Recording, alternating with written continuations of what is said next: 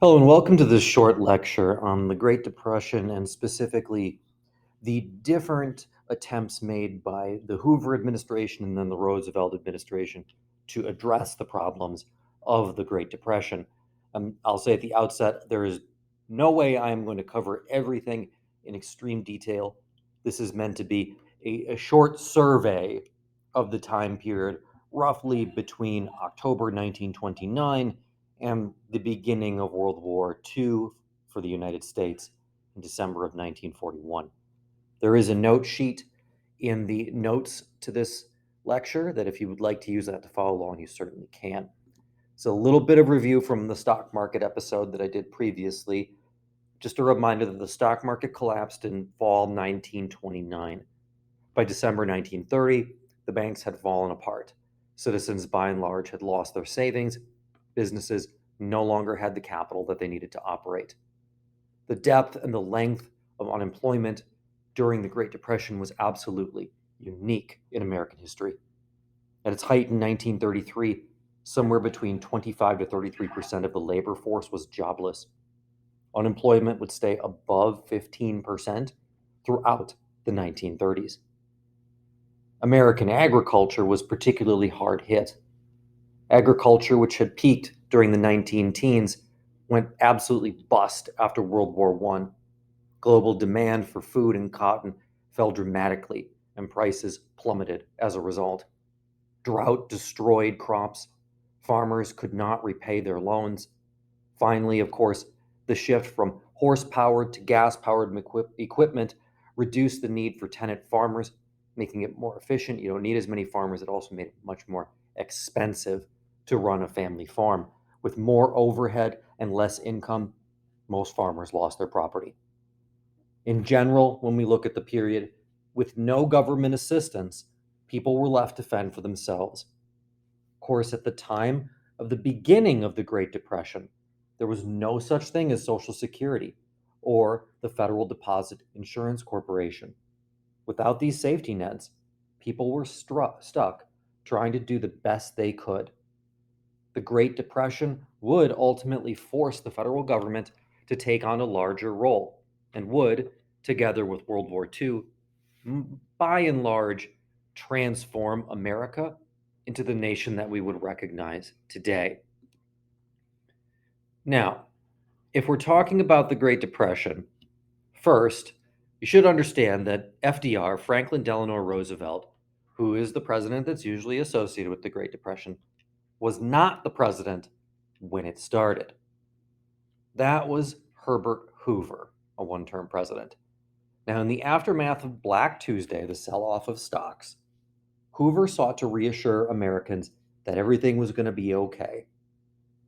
If we kind of look at what he says, in 1929, right after the collapse, he said, quote, any lack of confidence in the economic future or the strength of business in the United States is foolish. Even a year later, in 1930, he would say, quote, the worst is behind us. Spoiler alert, it wasn't. In 1931, he pledged the federal aid should never be used to alleviate starvation because starvation would never exist in the United States. But there was very real evidence, even in 1931, that children and the elderly in the United States were starving to death. There's a couple of things to understand about Hoover and his reaction early on. First of all, Hoover firmly believed in the ethos or the idea that's called American individualism. He very much believed that hard work brought rewards. In a 1931 radio address, he said, the spread of government destroys initiative and thus destroys character.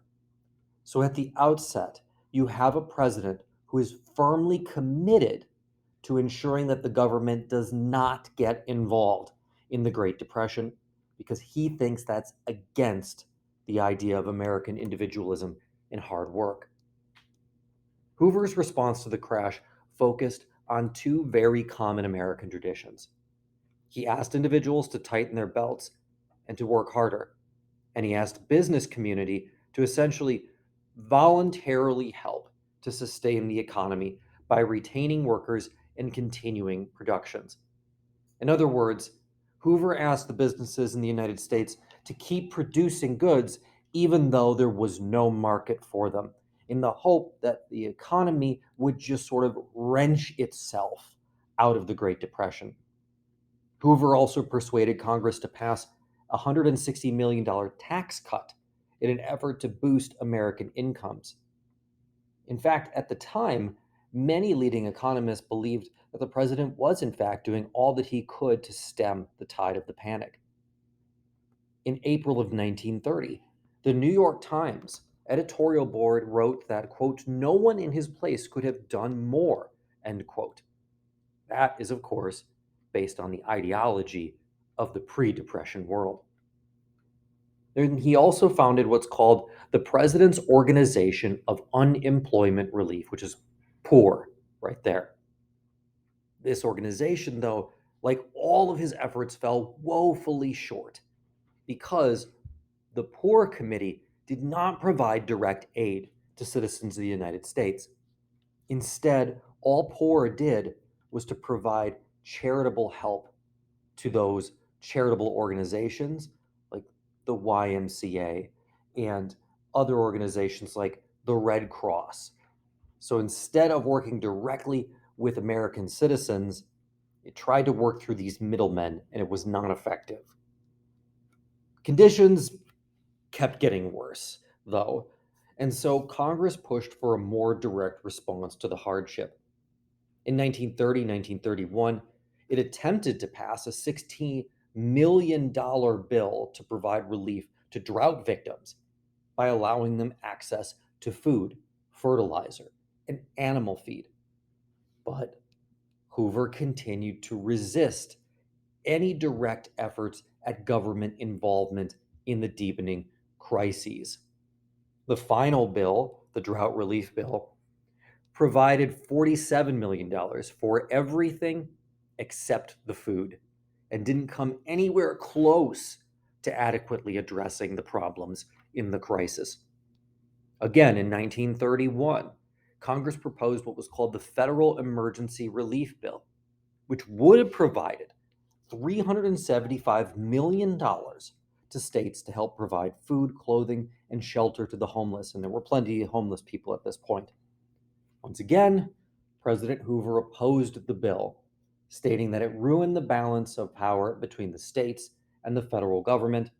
And without his support, in February of 1932, the bill did not pass Congress. As conditions continued to get worse, Hoover eventually relaxed his opposition to federal relief and formed what was called the Reconstruction Finance Corporation, or RFC for short. Founded in 1932, Hoover founded this because he believed that it would help him in the election year, and he hoped to keep his office of president. Although it was not a form of direct relief to the American people in the greatest need, the RFC was much larger in scope than any preceding effort, setting aside $2 billion in taxpayer money to rescue banks, credit unions, and insurance companies. The goal here was to just boost confidence in the nation's financial institutions by ensuring that they were on solid footing. This model was flawed for a number of reasons. First, the program only lent money to banks with sufficient collateral, meaning that almost all of the aid went to large banks. In fact, of the first $61 million that was loaned, 41 million of it, 2/3, went to just 3 banks. Small banks, and especially rural banks, got nothing. Furthermore, at this time, confidence in financial institutions wasn't the big problem anymore. Americans needed food and they needed jobs. They didn't need an influx of capital into the bank. Many had no money to put into the banks, no matter how confident they were that the banks were safe. Running parallel to the start of the Great Depression, you have an absolute crisis that is gripping the American Midwest. We call this the Dust Bowl. The Dust Bowl was caused by several economic and agricultural factors. This includes everything from federal land policies to changes in regional weather, farm economics, and other cultural factors. After the Civil War, a series of federal land acts coaxed pioneers westward, incentivizing farming at a great level in the Great Plains. So we're talking about states like Kansas, Oklahoma, to an extent, parts of Colorado, large sections of northern Texas, the states that are big and flat. Now, many of these late 19th and early 20th century settlers lived by the old superstition that, quote, rain follows the plow. Immigrants, land speculators, politicians, and even some scientists believed that homesteading, so settling these areas and converting what were formerly large grassy plains occupied mostly by burgeoning flocks of buffalo, that this would permanently affect the climate of the semi arid Great Plains region, and that by farming this region, they would actually make it more conducive to crops. Spoiler alert, they were wrong. Crops began to fail with the onset of drought in 1931, exposing the bare, overplowed farmland. Without deep rooted prairie grasses to hold the soil in its place, it began to just blow away. Eroding soil led to massive dust storms and economic devastation, especially in the southern plains. Severe drought hit the Midwest and southern Great Plains in 1930, and massive dust storms began in 1931. A series of drought years followed, exacerbating what was becoming an environmental disaster. By 1934, an estimated 35 million acres of formerly cultivated land had been rendered useless for farming, while another 125 million acres, an area roughly three-quarters of the size of Texas, was rapidly losing its topsoil. Regular rainfall returned to the region by the end of 1939, which brought the Dust Bowl years to an end. The economic collapse continued, however. Population declines in the worst hit counties, where the agricultural value of the land failed to recover, continued well into the 1950s. In 1932, Americans decided they had had enough of President Herbert Hoover, and his challenger, Franklin Delano Roosevelt, won what would be the first of five presidential elections. No president other than FDR has ever held office for more than two terms. And in the wake of his presidency, a constitutional amendment would be passed limiting a president to two terms. At the time, though, the nation was desperate for a solution. And the hope that FDR might give them a solution led him to win a earth-shattering victory in 1932. And he got right to work. Roosevelt understood that radio was the medium of the day, and Roosevelt was a master of it. He used weekly fireside chats, as he called them, to explain to everyday Americans the steps that he was taking to combat the crisis.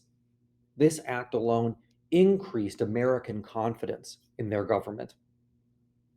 Roosevelt took more action in his first 100 days in office than Hoover had over the previous 3 years. As a result, presidents today are still often judged by what are called, quote, the first 100 days. Roosevelt kicked things off by asking Congress to take the first step toward ending prohibition, one of the most divisive issues of the 1920s, by making it legal once again for Americans to buy beer. At the end of that year, Congress ratified the 21st Amendment, and ended prohibition for good. In May, he signed what was called the TVA Act, the Tennessee Valley Authority Act, into law, which created the TVA and enabled the federal government to build dams along the Tennessee River that controlled flooding and generated inexpensive hydroelectric power for people in the region. Also provided thousands of good paying jobs for anyone in the Tennessee region. The Agricultural Adjustment Act was signed shortly thereafter. This is an interesting act. Essentially, what the government did in the AAA was pay farmers not to farm. It paid farmers to leave their lands fallow. This did two things. Number one, it allowed the soil in some of those Great Plains states to start to recover. Number two, what it did was it decreased the amount of surplus farm production that was in the economy. So take corn, for example. Corn is sold by the bushel. The more bushels of corn that are sold every year, and the more that are in the market, the cheaper that corn is going to be sold for. What FDR and the federal government wanted to do was force a market correction. What it wanted to do was bring prices back up so that farmers could make more money and so that they could pay their loans to banks, and that would start to jumpstart the economy. Remember, at this point in the United States, even though urbanization is starting to take hold, the United States remains a primarily rural society. The Great Depression is actually one of the things that changes that. They also passed what was called the Glass-Steagall Act. This effectively separates commercial banking from investment banking, and most importantly, creates what's called the FDIC, which is the Federal Deposit Insurance Corporation.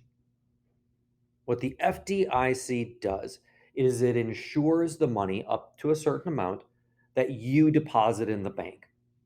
This would have prevented a lot of the early stress of the Great Depression, because when banks didn't have the money to pay people who wanted their money back from the banks, the FDIC could have stepped in and solidified or at least stabilized the market to some extent. In April of 1935, FDR then created the Works Progress Administration, WPA. The job of the WPA was to create employment positions for unemployed people.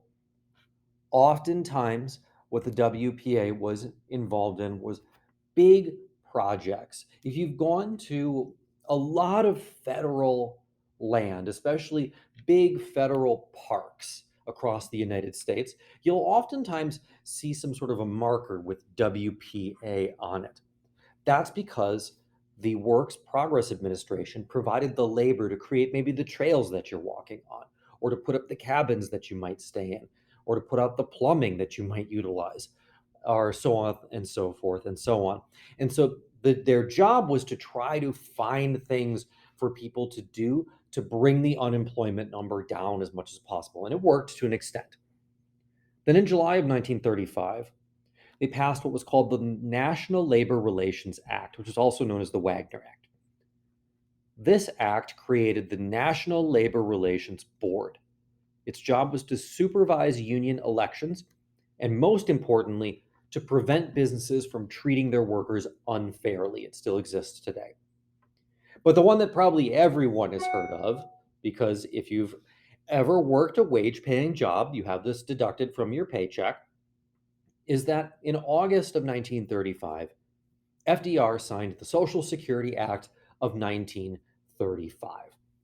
What the Social Security Act of 1935 did was guarantee pensions to millions of Americans, and it set up a system of unemployment insurance and stipulated that the federal government would help care for dependent children and the disabled. Prior to 1935, if you didn't have any private savings when you retired, then you didn't have any money to live off of. What the Social Security Act of 1935 does is it creates this giant pool of money, which is supported by Congress as well as by taxes, to ensure that all Americans receive something when they retire. This is to make sure that money is still flowing in the economy, that there isn't a large dependent portion of the population out there. All of these acts were revolutionary and transformed the United States in several key ways. One of the most important of which was to vastly increase the power of the federal government. Still, the Great Depression dragged on. And then workers, in many cases, grew angrier, more militant. In December of 1936, for example, the United Auto Workers strike at a GM plant in Flick, Michigan lasted for 44 days and spread to some 150,000 auto workers in 35 cities. So there was still labor unrest. But FDR's biggest problem throughout all this was not anything to do with labor relations, it was that other branch of government, the Supreme Court.